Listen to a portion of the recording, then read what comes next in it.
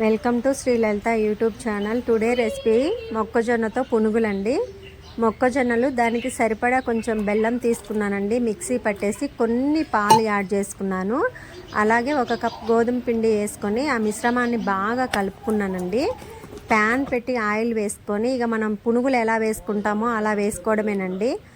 చాలా అంటే చాలా టేస్ట్గా ఉంటాయి. గోధుమ పిండి కలపటం వల్ల క్రిస్పీగా కూడా వస్తాయండి.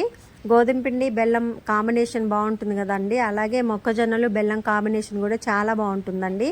ఇలా మనం పునుగుల్లాగా వేసుకొని వితౌట్ చట్నీతోటి తినడమేనండి. ఒకసారి మీరు కూడా ట్రై చేసి చూడండి. చాలా అంటే చాలా బాగున్నాయి. అప్పటికప్పుడు ప్రిపేర్ చేసుకోవచ్చండి.